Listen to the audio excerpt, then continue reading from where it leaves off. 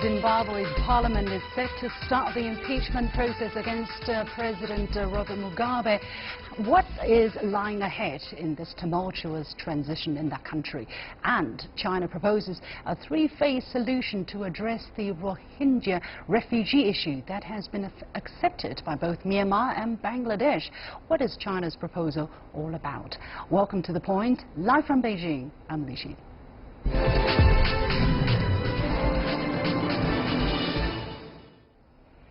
Zimbabweans are facing turbulent times since the army seized power in Harare last Wednesday, signaling Robert Mugabe's 37-year rule in the country is on the brink of ending.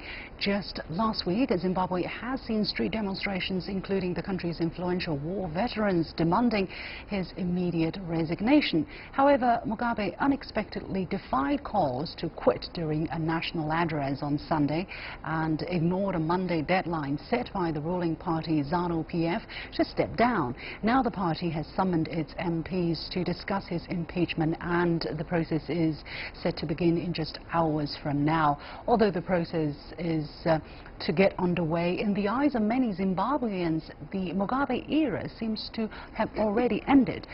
What possible twists and turns could there still be, and what are the factors behind this political turmoil? Joining me today for the discussion from London is Aung Johnson, a journalist and African affairs specialist, and from Bonn, Germany, Elizabeth Sidiropoulos, the National Director of the South African Institute of International Affairs. Welcome to both of you. Elizabeth, let me ask you first. Please explain a little bit the process of this impeachment. How long is it going to last, and what is going to involve for Mugabe to be impeached or for him to stay in power? So the process is that the ruling party has tabled a motion in Parliament, or will be tabling a little later this afternoon, to impeach Robert Mugabe. And according to the Constitution, there are four possible areas for impeachment. That then has to be put to a vote of both houses of Parliament, so both the Senate and the lower house sitting jointly, and that requires a majority vote. Whereupon, if that is successful, a committee, the Rules Committee, will then put together a 9-member committee made up of parliamentarians in accordance with the proportion of each of the parties in Parliament, and they then have a process to deliberate whether indeed they would recommend to Parliament that the President be impeached. That will probably take a couple of days, after which the recommendation is tabled to a joint sitting of Parliament, and then there is a vote that requires a 2/3 majority for the impeachment resolution to pass. So it's not something that will happen this afternoon. I think this afternoon there will be a kick-off of the process, and then probably a couple of days before we see the outcome of it. It is quite likely that, given that ZANU-PF took the decision on Sunday afternoon to remove Mugabe and to reinstate various officials that had been removed from the leadership of ZANU-PF, that the impeachment process will be successful, because I think also the opposition parties are likely to support the motion. Mr. Johnson, what is your take on the chances that the impeachment motion is passed with the 2/3 majority that Elizabeth mentioned?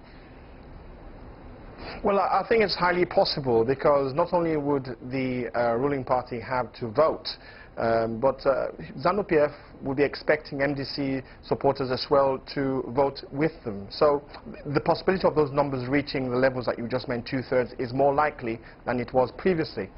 You must look at the mood across the country. Vast majority of the citizens have been demonstrating. Many quarters within the ruling ZANU-PF are in disarray in terms of being split in terms of their affiliation to Mr. Mugabe and leaving him in drones.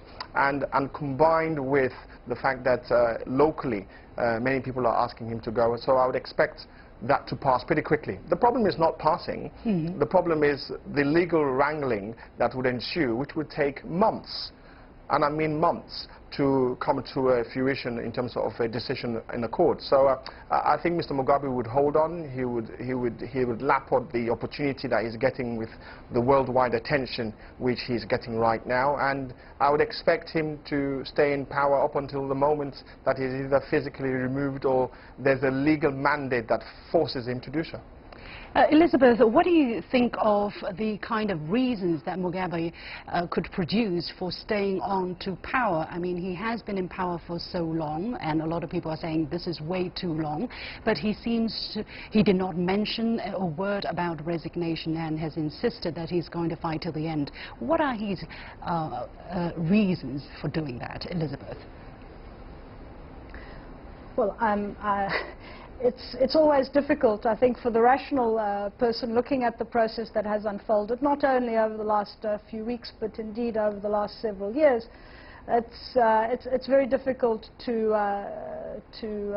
argue the case that, in fact, it isn't time for him to be removed, and a host of reasons which, of course, ZANU-PF has included in their impeachment document that they produced over the last couple of days, although I would argue that some of the issues that they've raised there in terms of mismanagement of the economy and corruption and so on and so forth, they themselves are implicit in the process, because this is not just Mugabe, this has been an entire sort of state, the deep state that has affected some of the things that we've seen over the last couple of years. Yeah. But I think the argument that he will probably make is that this is again using the terminology of counter-revolutionary. He has been and has embodied Zimbabwe. He has fought the anti-colonial struggle, and that this is about diverting people from the path and throwing issues in the way for him to be removed for ulterior purposes. Mr. Johnson, so far we have seen the process being relatively peaceful. I mean, we haven't seen any violence breaking out. People have been able to talk to each other. Why has it been like that? Well, firstly, the Zimbabweans want to have a peaceful transition. They want to show that their democracy, even though it's many people would say around the world is not to the levels that they would expect elsewhere, they are quite civil, and clearly their attitude on the streets, the way they conduct themselves, should be held with the highest of esteems. So congratulations to them. But of course the army has played a pivotal role.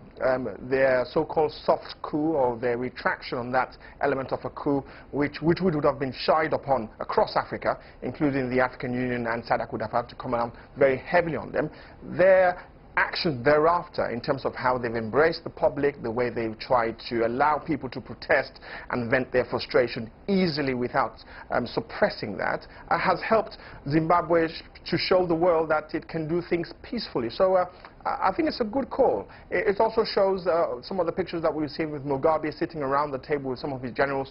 He's not been physically restrained. He's clearly a man still in control, and these are all elements which add to the fact that Zimbabwe is a law-abiding, peaceful environment as far as many could see. Looking ahead in the weeks and possibly months ahead with this possible legal wrangling you mentioned, what is the likelihood that things might go ugly from there, Mr. Johnson?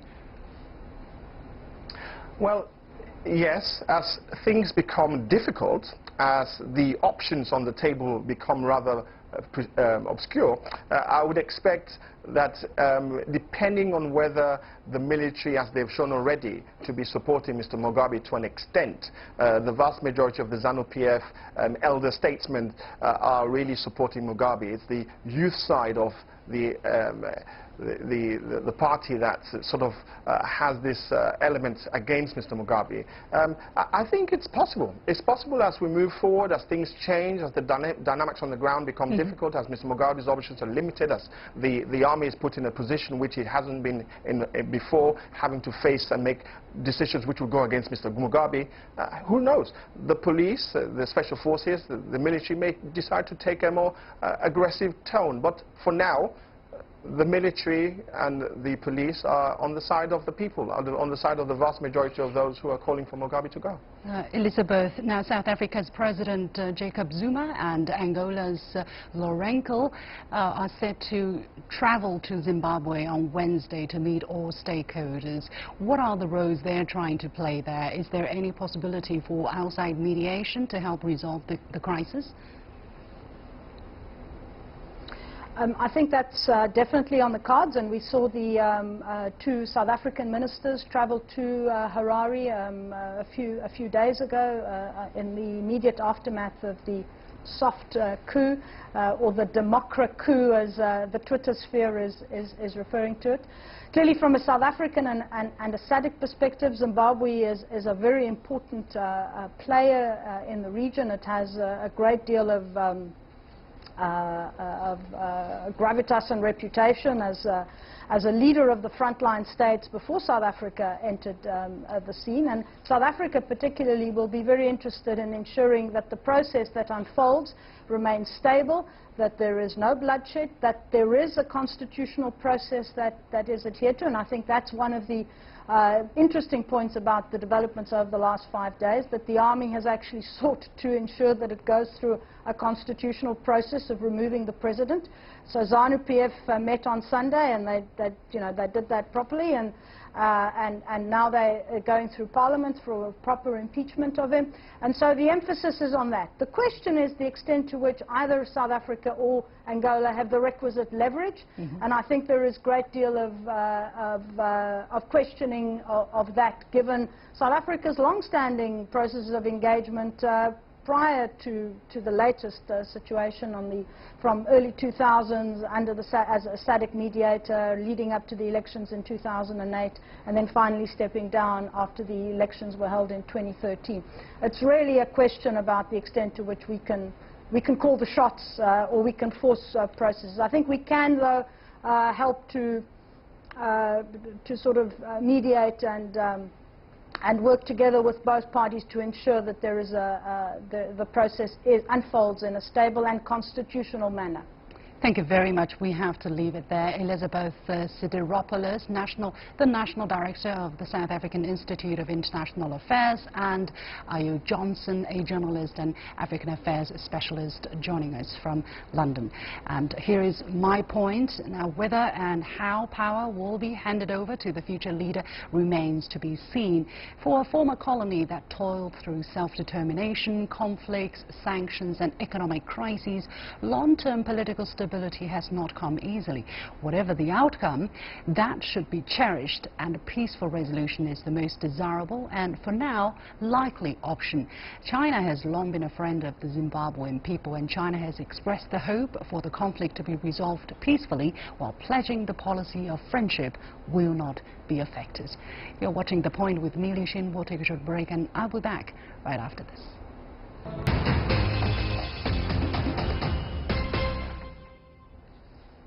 Myanmar's State Councillor and Foreign Minister Aung San Suu Kyi said on Tuesday she hoped talks with Bangladesh would result in a memorandum on the safe return of the country's Rohingya Muslims who have fled in the past 3 months.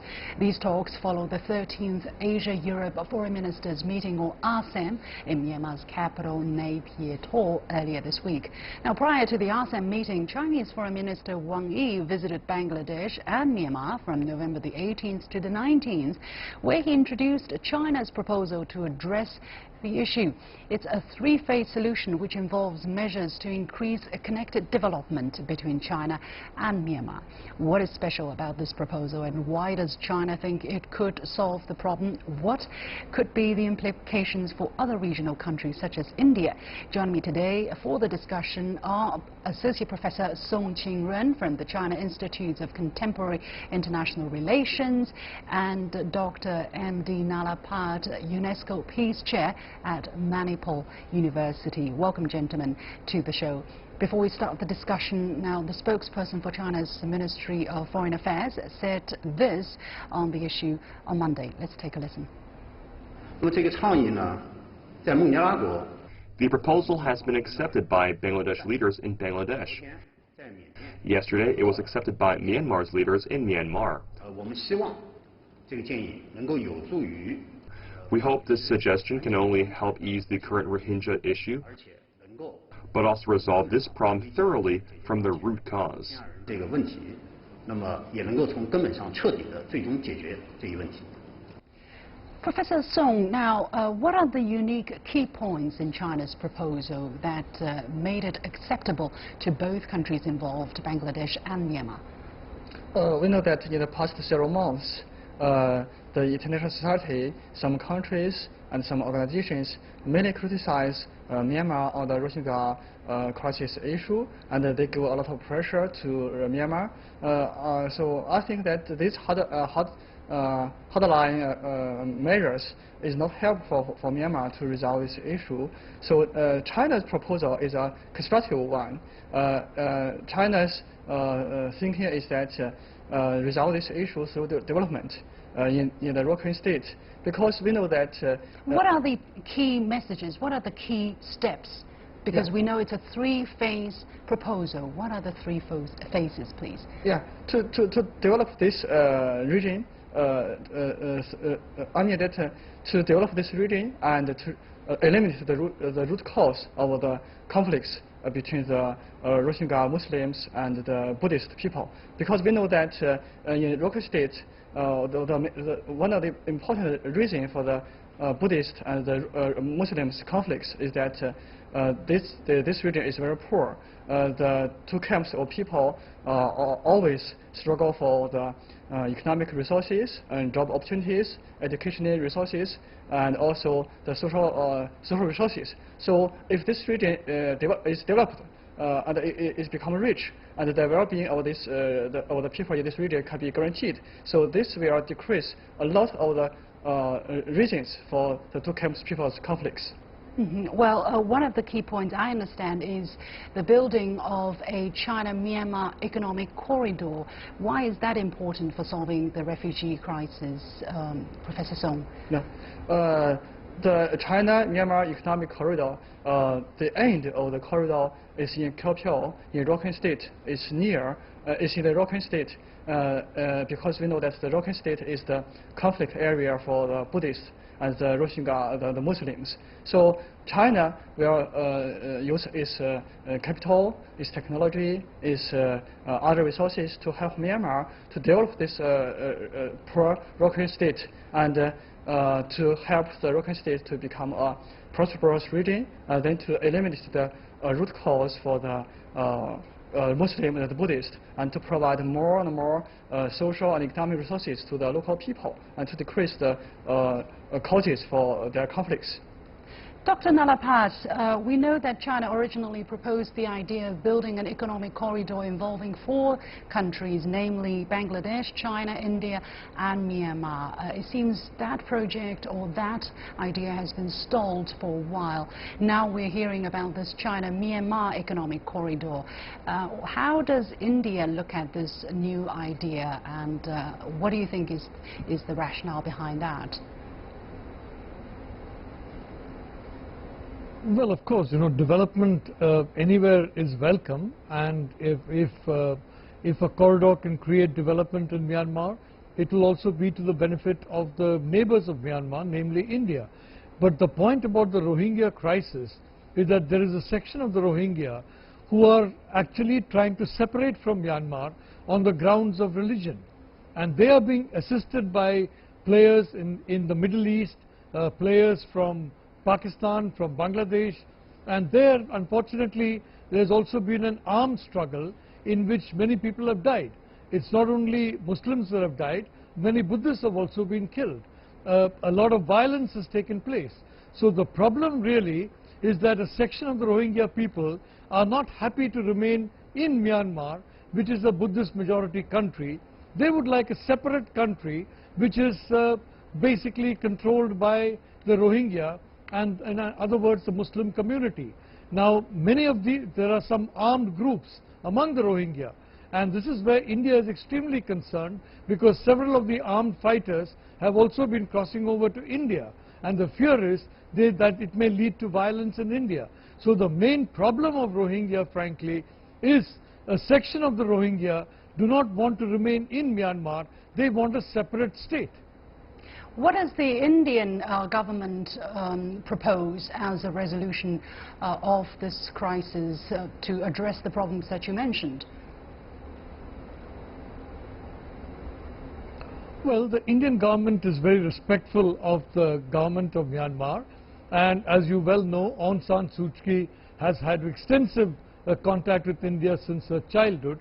So India is very respectful of Aung San Suu Kyi, and therefore I would say India would hesitate to give any prescription to the Myanmar authorities, except that India is very seriously concerned about two factors. One is, being the land of Mahatma Gandhi, it would like to see a non-violent resolution, exactly as the Chinese would, that it would like violence to be avoided. But very importantly, it would also like to ensure that the problem of terrorism and separatist violence in Myanmar is also tackled. Unfortunately, some of the European countries, the North American countries, they seem to have forgotten this entirely, and they're ignoring the reality of terrorism and terror-inspired violence in Myanmar, which frankly has created a mindset among Buddhists that is turning them against the Rohingya. Well, China's approach seems to be different on this, isn't it, Professor Song? What China do not do, or China does not do, is to criticize and denounce, but rather to help find solution and try to address the root causes of the issue. Of course, my understanding is China has this idea of developing the economic corridor, but that is not the only solution to the problem. You also need to address the immediate issues that Dr. Nalapat mentioned. Professor Song, what is your take here? Yeah. We know that, just as I said, just criticize and denounce the Myanmar will just get the Myanmar's strong reaction. This will not help for the problem resolution. Now China thinks that, and also now we know that Myanmar and Bangladesh has some problems about the Rohingya issue on the border area.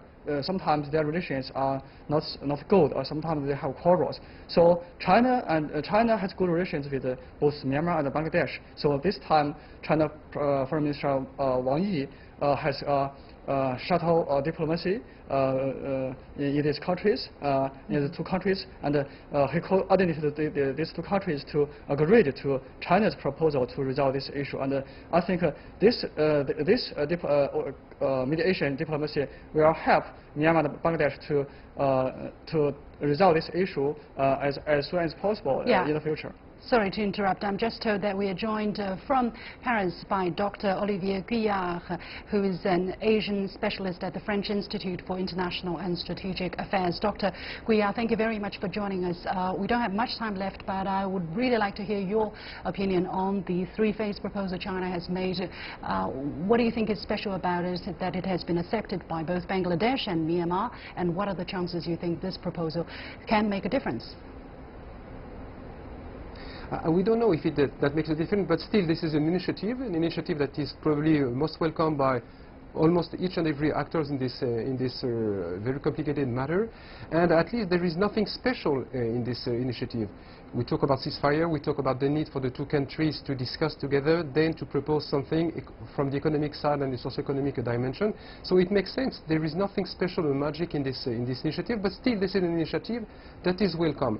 And at the moment, it's obvious that if we just leave this matter in the hands of the Bangladeshi and the Myanmar government, and with the Rakhine population and the Rohingya in the middle, we will probably head to nowhere. So there is a need for an external assistance, but this assistance has not magic tools to settle the issue in a matter of days or weeks. But still there is obviously at the moment some kind of positive attitude vis-à-vis this matter. It really matters a lot. Yeah, what do you think of the idea of building this China-Myanmar economic corridor? It is how should I say, in a special shape that looks very much like the Chinese character that means person, and it's much talked about here in the Chinese media. What is your observation of that and your comments? This is an initiative that was expected from the Myanmar side. That the Myanmar is trying to find some kind of FDI at the moment to try to develop and to get along with the democratic transition process. And so this initiative was expected for a long time. And by the way, if we just follow the line of this economic corridor proposed kindly by Beijing, moving from Yunnan to the Arakanese the part of the Myanmar territory, it already exists to a certain extent. In the middle we have Mandalay, the second largest city in Myanmar. It's already almost a Sino-Burmese city. You see so many economic activity there, partly due to the economic presence of the Chinese actors. And then if we head to the Rakhine state, where China has already invested a lot of money in a kind of deep harbor at the same time, it's something that is already underground, and it's supposed to reach its final speed in a matter of 5 to 10 years. So it really makes sense, and the expectations once again from the Burmese government and the Burmese population is really already important on this matter. So it was expected again, and it's a quite positive sign from China once again. Thank you very much. We have to leave it there, gentlemen. Olivier Gouillard joining us from Paris, Dr. M.D. Nalapat joining us from Manipur University, and Associate Professor Song Ching Ren here in the studio. And a quick last point from me, my opinion, the Rohingya refugee issue is an age-old issue with complex ethnic and religious roots. Now, immediate measures are needed to address the symptoms, but long-term efforts need to be made to address the root causes. And to address such issues in today's world, China's answer has been development as a fundamental solution. It's different from the approach of imposing moral judgment or exerting political pressure from outside, which can often be counterproductive. Bilateral consultations and shared development opportunities have the potential to provide the necessary economic foundation for peace to eventually prevail. That's it for this edition of The Point with me, Liu Xin. Download the application called CGTN Live to watch our show on your mobile devices, or go to YouTube and look for CGTN The Point. Thanks for watching. We've got The Point.